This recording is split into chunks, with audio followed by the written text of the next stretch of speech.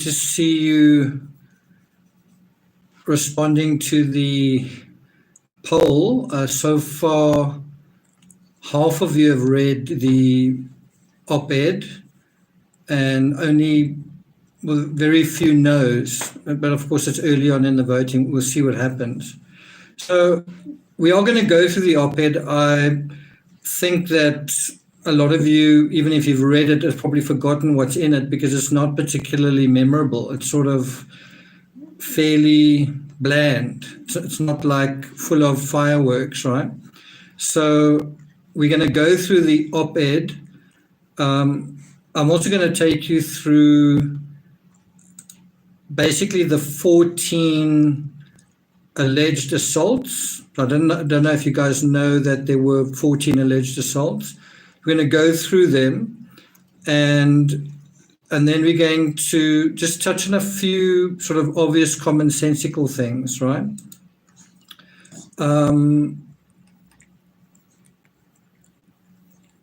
Bear in mind that I'm going to do, after this, I'm going to do Van Gogh Letters, episode 9. That'll be in about 2 or 3 hours from now. So members, I haven't actually officially put any notification there, but that will be coming in there. We're going to start off with Key Voss, so take note of that.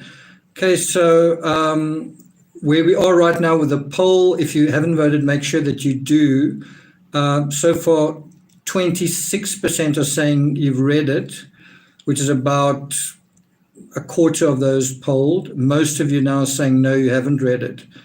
So we're going to go through it now. There may be a good, I don't want to say excuse, but there may be a good reason if you haven't read it. It's very likely because it's behind a paywall. So if you're not subscribed to the Washington Post, that's kind of quite a good reason why you may not have read it. I also think that plays into, to some extent, the legal argument. So if you're going to say, let's say you make the case that the op-ed really did cause damage, right? Well, if it's behind a paywall, how many people could have read it? So in other words, if you haven't read it and you haven't been able to read it, then the amount of damage is limited because it's behind a paywall. We're also going to touch on 3 of those Daily Mail articles that were so heavily redacted that came up in trial. I really had to go to a lot of trouble to find them. I did find all 3 of them. I'm not sure how long this episode's going to last, but if you guys want me to, we can go through some of what's in those 3 heavily redacted Daily Mail articles. They're from the 9th of April 2020, the 28th of April 2020, and June 2020. And you probably remember that these articles came up again and again. So just to quickly acknowledge the folks that are here, good to see some mods here. I think it might be necessary for this sort of material, and members as well. Wow, right now we're at 57% no. So by far the majority haven't read Amber Heard's op-ed. So you must bear the following in mind. If you've had a strong opinion on this case, but you haven't read the op-ed, then, and we're 6 weeks into it, then I think you can kind of acknowledge that, that's like fundamental to this case. It's sort of not true crime 101, but in terms of this case, Depp versus Heard 101. In order to understand what's going on, Johnny Depp is suing Amber based on what she wrote in the op-ed. And so if you've got a strong opinion, have you actually read the op-ed? So let me ask you guys, have you, what was I going to say? Someone asked, what's my accent? Yeah, I'm in South Africa. Well, now we're up to 60%. 60%. Let's see if it goes any higher than that. Anyway, keep the votes coming. There have already been a couple. Pauline Buckles, good to see you. Stephanie was actually going to do the CrimeCon debrief tonight, but we sort of decided this is perhaps more topical. So that'll probably be next week, Wednesday, I think, Stephanie, on the Delphi case.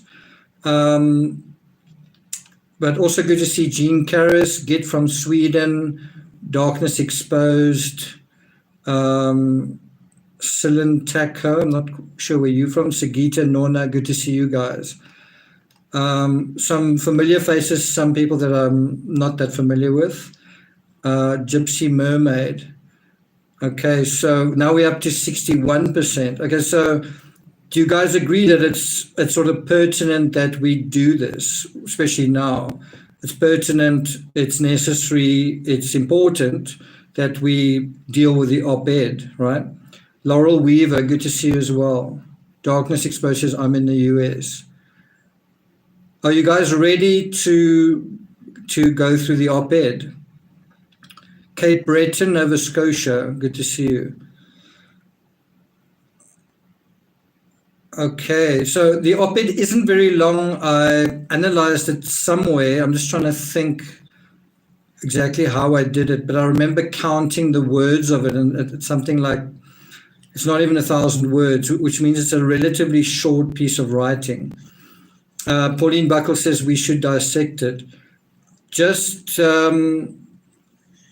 not a warning, but just be aware that it's not fireworks. It's not a sort of incredibly written thing full of explosions and things. It's kind of actually quite mild. And the question that I want you to think about is, do you think this is worth 50 million or not? Do you think what you're about to hear is something that is very damaging and all that kind of thing? Did Zista, hi from Washington State. Okay, so let's get going. Let's get started. I'm going to put a link in the chat for those of you who are subscribed to the Washington Post. You can follow if you like. And so this article is already 3 years old. It was written at the end of the year, December 18th, 2018. And it predated those other three. So there are 3 articles in the Daily Mail that Heard's counsel highlighted as, I think they said that was defamatory, right? And written on behalf, that the argument was that was written on behalf of Johnny by his lawyer, right?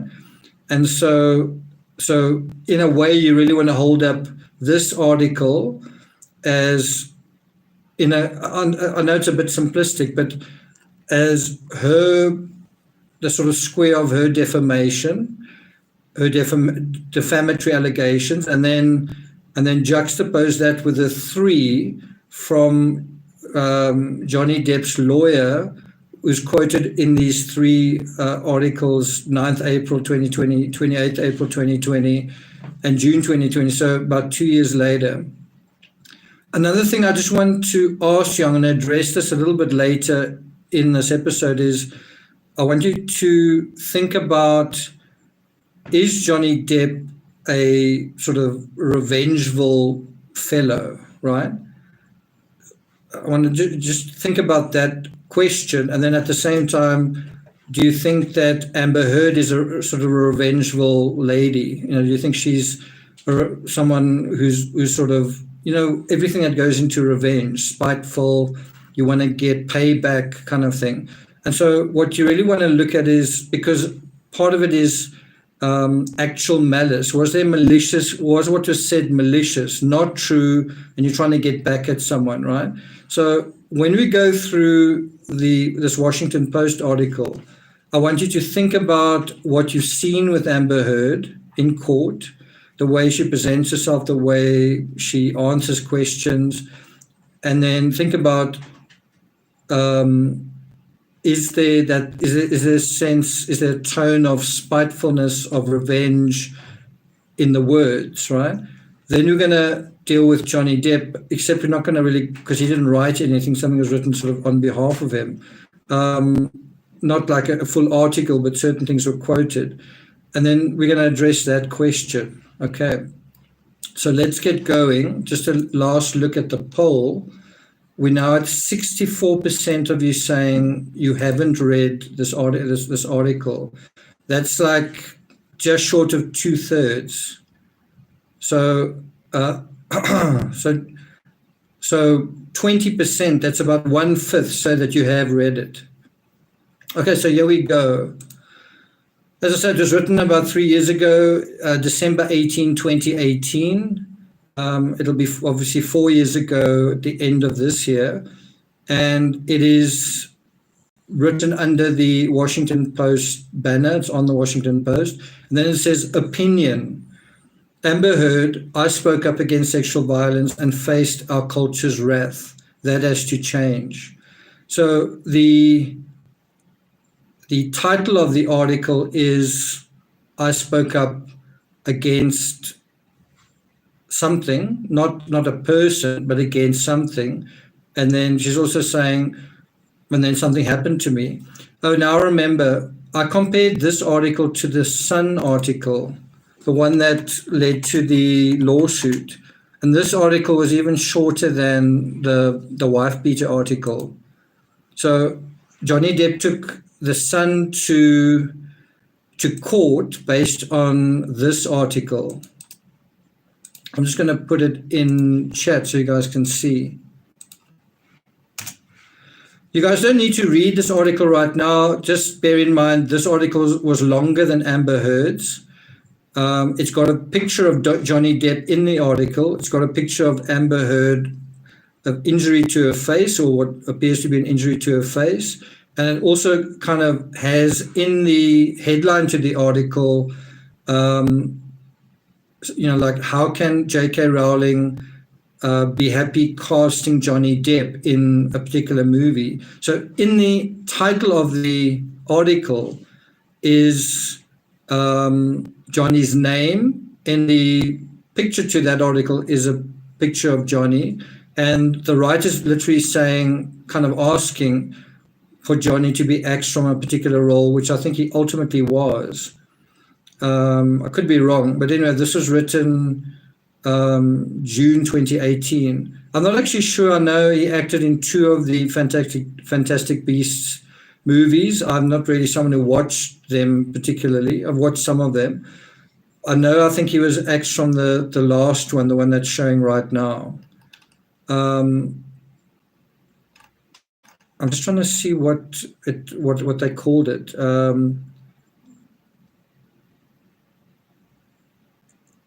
Sequel. Oh, so I think he did actually act in this movie despite. You guys can maybe set me straight. I think this article came out before Fantastic Beasts: The Crimes of Grindelwald, and so did Johnny act in it anyway? I think so. But then he didn't act in the one following that. The point that I want to make before we go to the op-ed is this article was the one that Johnny Depp sued on, and it mentions his name. It basically says, please don't hire him for the movie. It mentions the word assault in the title, and then ultimately, although it was in the UK, he actually lost that suit.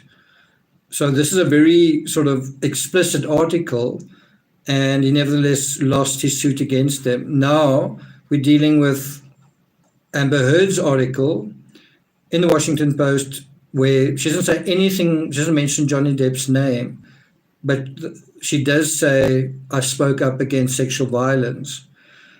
Okay, so let's get started. So in italics, it says Amber Heard is an actress and ambassador on women's rights at the American Civil Liberties Union, or ACLU. Then she writes the following, first paragraph. I was exposed to abuse at a very young age. I knew certain things early on without ever having to be told. I knew that men have the power physically, socially, and financially, and that a lot of institutions support that arrangement. I knew this long before I had the words to articulate it, and I bet you learned it young too. Like many women, I had been harassed and essayed by the time I was of college age, but I kept quiet. I did not expect filing complaints to bring justice, and I didn't see myself as a victim. I don't know if you guys remember in court, someone brought up the word victim and she got quite upset. She was like, I don't see myself as a victim. Then she says, then 2 years ago, I became a public figure representing domestic, and the next word is an A word, ABUSC, and I felt the full force of our culture's wrath for women who speak out. Now, if you think about that, she's talking about basically 2016. She's talking about 2 years prior, which is around about the time that she got divorced. But you could also argue if she was representing something in particular, you could argue that it's related to the divorce or it's also related to something else. It's sort of read between the lines sort of thing, right? Kathy says Howard Stern said that too. That's interesting. Then the next paragraph, friends and advisors told me I would never again work as an actress, that I would be blacklisted. In other words, at the time that she wrote this article, she said that friends told her, I guess, said, don't do it. Don't write this article. You're going to lose you're not going to get work. Then she says, and then that did happen. A movie I was attached to recast my role. I just shot a 2-year campaign as the face of a global fashion brand, and that company dropped me. Any idea what that global fashion brand is, if you've been paying attention to this case? She doesn't mention the name of that company, but any idea what that company was?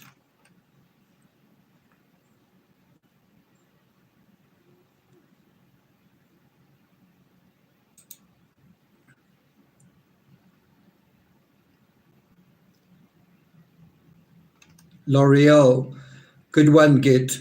So, by the way, just I see this already some nastiness that's coming out in the comments.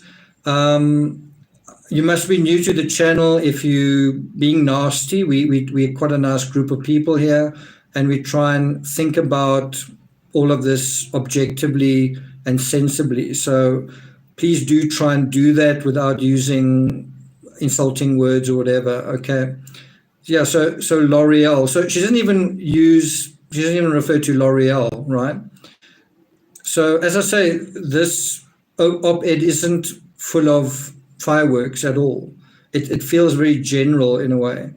She also says, questions arose as to whether I would be able to keep my role of Mera in the movies Justice League and Aquaman. Now, remember, this op-ed was written at the end of 2018. It's now 2 years later. And think about the truth of that or the reality of that. Questions arose as to whether I would keep my role as Mera. Well, there were very real questions regarding that. It came up in court. The producer, I think the executive producer, was saying that they didn't feel that there was any chemistry. But bear in mind, she'd already appeared now in 2 movies. And then they say that she was scaled back down in Aquaman 2, right? So do you think that that's legitimate to say questions arose as to whether I would be able to keep my role, right? Then she said, I had the rare vantage point of seeing in real time how institutions protect men accused of, I'm not going to use the word she uses, but I'm just saying mistreatment. Imagine a powerful man as a ship like the Titanic. That ship is a huge enterprise. When it strikes an iceberg, there are a lot of people on board desperate to patch up holes, not because they believe in or even care about the ship, but because their own fates depend on the enterprise. She's just speaking generally there.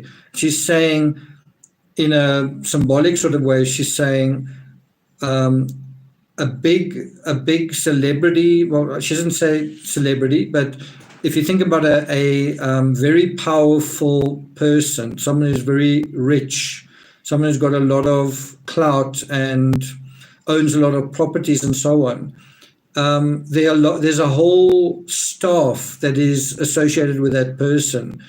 Bodyguards, chauffeurs, handlers, lawyers, publicists. There's this whole sort of industry of people that sort of catered to this person. Chefs, cleaners and whatnot. And so when someone like that goes down, it's like a ship going down. All those people are I don't want to say that they're like rats on a ship, but they don't want to go down with the ship, so they'll do anything to keep that ship afloat.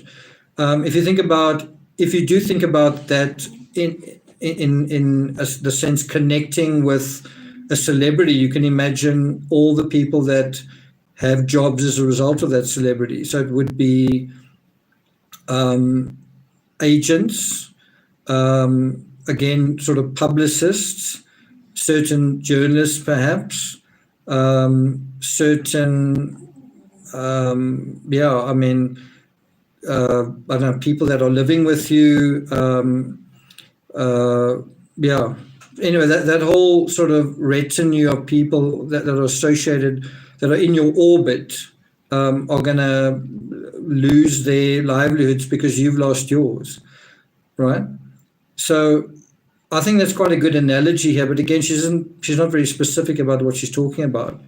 And then she touches on the hashtag #MeToo movement in the next paragraph. She says, in recent years, the Me Too movement has taught us about how power like this works, not just in Hollywood, but in all kinds of institutions, workplaces, places of worship, or simply in particular communities. In every walk of life, women are confronting these men who are buoyed by social, economic, and cultural power.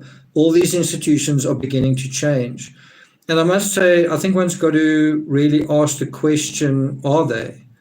Are they changing? From a legal perspective, I think one's also got to look at her referring to the word Hollywood there.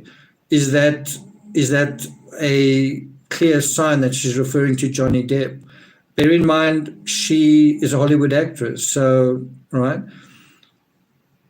Again, you've got to be asking, is this article written out of malice? Is it written out of revenge? Is she trying to score a point, right? Is it overtly trying to portray Johnny Depp in a negative light, right?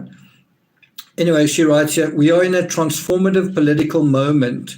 The president of our country has been accused by more than a dozen women of certain things.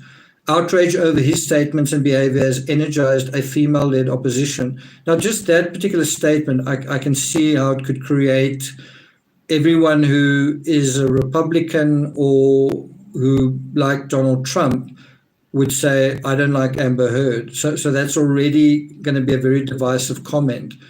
I also think it's equally debatable where she says institutions are beginning to change because of the Me Too movement. Is it? Is that true? When she says we're in a transformative political moment, are we? I know it felt like that was happening, but is it really happening?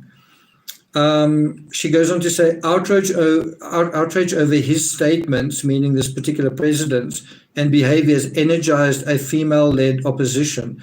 Now, I must say, I'm not in America, so I don't have a horse in the race or a foot in the game or whatever, but it sort of feels like since Donald Trump has been off Twitter and since he's not been president, it's almost like the fire that has been breathed into the Me Too movement has just sort of almost gone out. You know, there's not been any opposition to act against. Am I right or am I wrong? I don't know.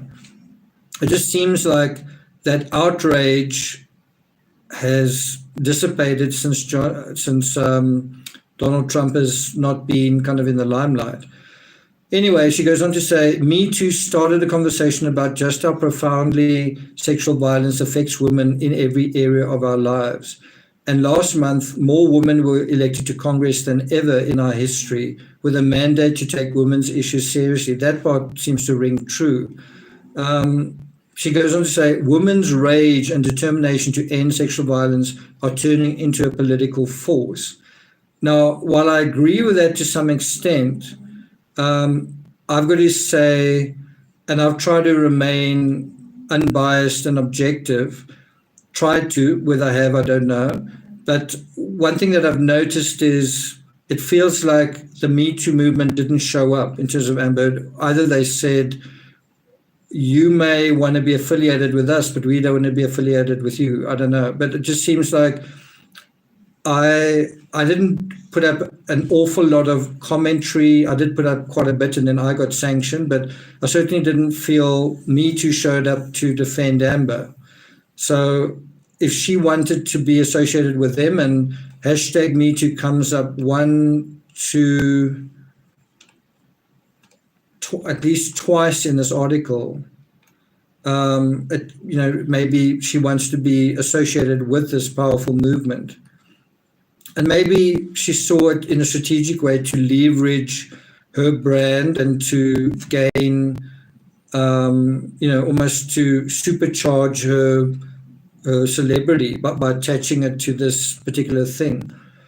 Anyway, she goes on to say, we have an opening now to bolster and build institutions protective of women. Now, if you think about just the language that she's using here, it's sort of very cerebral. It's very general. It's not.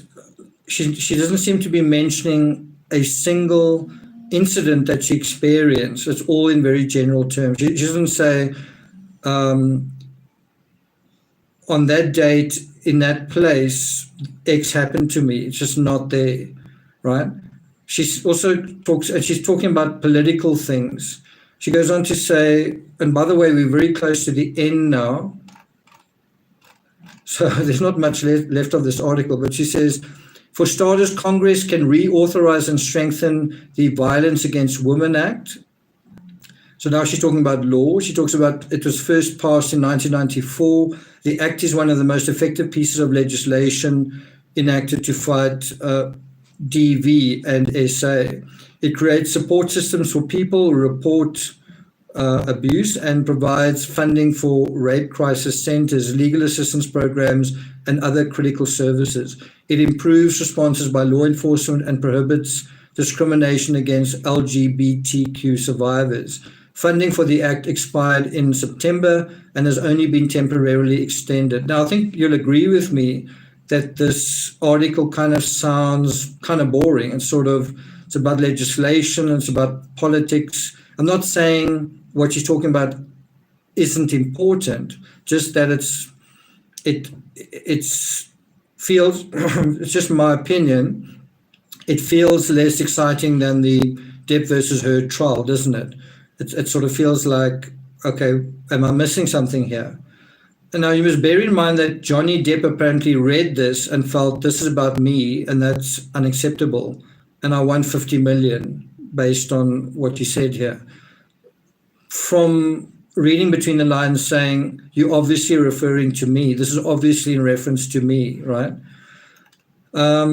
Anyway, she goes on to say, we should continue to fight SA on college campuses while simultaneously insisting on fair processes for adjudicating complaints. Now, I seem to remember that it was brought up in court that Amber Heard didn't even really write this article.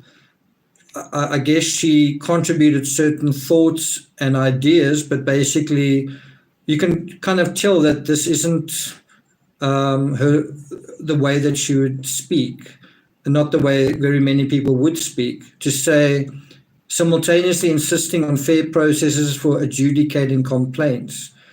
It's just, and I think she acknowledged that. I think she acknowledged that lawyers participated in the wording of this document, which is why it's sort of neither here nor there in a way, right? Anyway, it goes on to say, last month, Education Secretary Betsy DeVos proposed changes to Title 9 rules governing the treatment of sexual harassment and assault in schools. While some changes would make the process for handling complaints more fair, others would weaken protections for sexual assault survivors. For example, the new rules would require schools to investigate only the most extreme complaints and then only when they are made to designated officials. Women on campuses already have trouble coming forward about sexual violence. Why would we allow institutions to scale back supports, right? So, again, the language and the the tone of this is quite general, and it's sort of now focused on schools and what should happen at schools. If you think about the entire article, how much of it is talking about Hollywood? Is the word actor mentioned anywhere there? Male actor mentioned anywhere? Anyway, she goes on to say, I write this as a woman who had to change my number weekly because I was getting death threats. For months, I rarely left my apartment. And when I did, I was pursued by camera drones and photographers on foot, on motorcycles and in cars. Tabloid outlets that posted pictures of me spun them in a negative light. I felt as though I was on trial in the court of public opinion. And I must say, I find this pretty like kind of ominous. Like she wrote this almost 4 years ago, right? Before she even went to, before the UK trial even occurred. And she says, I felt as though I was on trial in the court of public opinion. Well, that's nothing compared to what's been happening now. She says, and my life and livelihood depended on myriad judgments far beyond my control. And that brings us to the very last paragraph. What I would say, and tell me if I'm being reasonable, is that basically what she was trying to do through this article was simply attach herself and attach her brand to the Me Too movement, just to say, you know what I mean? And to make herself kind of a bit more relevant. I've got to say, before this trial, I didn't know who Amber Heard was. I'd seen her without knowing who she was, but knowing her name. I'd seen her in Aquaman and I'd seen her in The Stand, but I didn't know her name was Amber Heard. And possibly part of this, trying to be associated with the Me Too movement, is trying to, she, maybe her publicist or herself felt, I need to be seen. I need, my head needs to sort of stick up among the crowd. I need to establish kind of an identity as, you know, who I am, kind of thing. Anyway, she goes on to say, I want to ensure that women who come forward to talk about violence receive more support. We are electing representatives who know how deeply we care about these issues. We can work together to demand changes to laws and rules and social norms, and to right the imbalances that have shaped our lives. And that's it. That's the end of the article. Morgan the Face says, where can we read this op-ed thing? Well, I'll put a link in chat. Let me just at Morgan. But it's behind a paywall, so if you're not subscribed or whatever to Washington Post, you might not be able to get it. So we're now up to 66% haven't read the op-ed. And just personally, I think that's a bit worrying, because if this trial was based on a couple of legal building blocks, I would say the op-ed was the biggest and most important of all of them.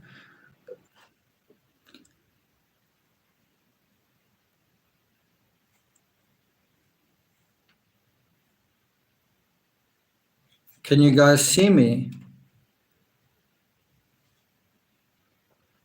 Yeah, the power has gone out here. So although I'm here, you can't see me. At the moment, I can't even see chat, but maybe it'll come up. So anyway, that was the op-ed. And what do you guys think of it? Do you think it is like this sharp with razor sharp teeth that is very dangerous to Johnny Depp, or do you think it was toothless, right? Now, I'm going to wrap up just because the power has gone out. I'll speak for another couple of minutes, but just to note that, as I say, her lawyers wrote that op-ed. Timmy, I'm going to put you on the floor. Okay, sorry. Her lawyers basically drafted that op-ed, and part of what they did was made sure that there wasn't anything that was going to be legally actionable. And so you might argue, well, so she was trying to say something, and so, the lawyers being involved makes it seem sly or something. But the opposite also applies. If you've written something that is not appropriate and your lawyer takes it out and you say, okay, no, well, that's fine. Well, then you've removed the teeth from your statement. Isn't that true? Do you know what I mean? In other words, whether or not you meant to say something, if your lawyer says, I think we should take this out, and you say, yeah, let's take it out, and then you publish it as that, and the lawyers have actually found it to be not legally actionable, then how on earth can you say that it's defamatory because your lawyers acting in your own interests took everything out that could possibly be used against you in a court of law? Does that make sense? So what I wanted to do in this live stream was also take you through to the 14 assaults, go through them because they're all dated. It's like time-stamped and locations, and then there's certain images and evidence associated with that. But I can't access my computer because the power's gone out. So I might do that next time. I'm just going to wrap up now. Another thing that I still want to do is a debunk of that Law and Lumber litigating dude from, I think he's from Virginia. And he basically said that she used a knife to create that splinter. And so I did an investigation in that. I've already written a script, put it on Patreon. So look out for a debunk on that. It's quite fascinating because I had to go and study up on wood. I had to do some background research, and I had to look at this guy's really good analysis, but I had to try and apply some more sort of intelligence to it and a little bit more background. So look out for my debunk of that Law and Lumber's assessment, and then see whether you what you guys think. Does rocket science provide a more accurate picture or not? Right. So look at that. So the last thing I want to mention, and again, apologies if you're wondering what's going on here. Just the lights have gone out. I can't do anything about it. I can't actually even put a candle on because it's not nearby. But I talked about revenge at the beginning of this episode, and the thing that I want to kind of highlight is during the trial, obviously the lawyer for Depp's side, Camille Vasquez, was quite prickly and provocative. And did you get the sense that Amber Heard was prickly and provocative in return? Did you get the sense that Amber was trying to get snide remarks back, kind of thing? Now, whatever your answer is to that, all you need to do is think about that. Just think about that dynamic, Vasquez versus Heard, and the way Amber Heard handled that. And Rottenborn and Johnny Depp, did you get the sense that Johnny Depp was sometimes making smart remarks or snide remarks, or trying to get, not revenge, but just making, if Rottenborn said something that Johnny didn't like, Johnny would sort of throw a stone symbolically through words that he was using. And whatever your answer to that will give you an idea of what was really going on here. In other words, is Amber Heard quite a revengeful person? Question mark. Well, look at what you saw in court. Is Johnny Depp quite a revengeful person? Well, look at what you saw in court. Look at the texts, for example. Look at what they say in their own words. And I do think that may be a bit of a problem for Johnny, is what his own words say, not in terms of what you think about them, but what the jury might think about them. What do you think the jury thought or felt when Johnny's sitting right there and these texts with really X-rated expletives are read out right there, right? And then the final thing I just want to say is we know about the Texas shooting. We know about another shooting in Texas where there was a love triangle. And to me, as I said, I'm not in America, But to me, there's almost this thing of if I disagree with someone, I can shoot them, right? I'm just saying there's that psychology, and that psychology was used by the school shooter, and that psychology was used by somebody else, right? And you might say that's totally inappropriate, and that's totally uncalled for, and it's totally unacceptable, and it's totally illegal, and it's totally wrong, and it's totally un-American. If I disagree with someone, I'm not going to shoot them. But I've got to say, as someone covering this trial, how I've been shot down on social media. And whether you shoot someone down with a gun or you shoot someone down on social media, it's the same thing. You're shutting somebody down. You're not allowing them to speak. And I think it says something about intolerance, which is not good. I think it says something about being undemocratic, not allowing someone to talk. And there was a moment where I had the information in front of me now. I don't have it right now in front of me, but there was a moment where a Democrat faced up against a Republican. The Republican was sitting on stage, I think it's Abbott, and then a Democrat said, "This is on you."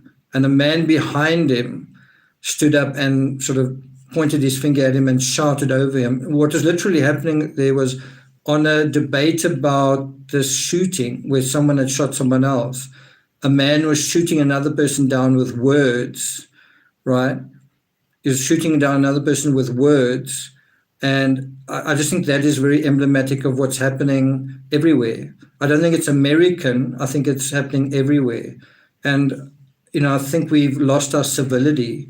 A court needs to be civil, and I think we've lost our civility, and I think we need to get it back. So, that's my piece. It's going to be one of the shortest lives I've done, less than 45 minutes. I think the power is coming on here in about 2 hours, and then you'll see me again for the Van Gogh letters. Okay, so that is it. I can't see you guys, but mods, thanks for being here. Members, thanks for being here. Those in chat, thanks for being here. And I'll see you guys again next time. Take care.